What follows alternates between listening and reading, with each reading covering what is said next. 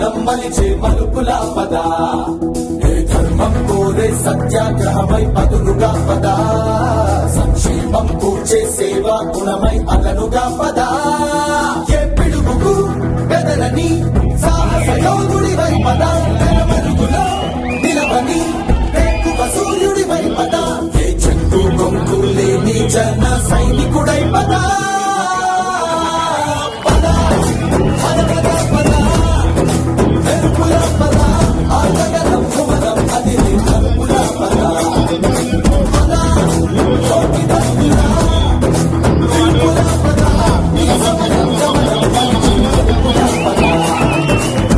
రాహు పట్టిన పట్టొక సెకండ్ అఖండమైన లోక బాంధవుడు అసలే లేకుండా పోతాడా?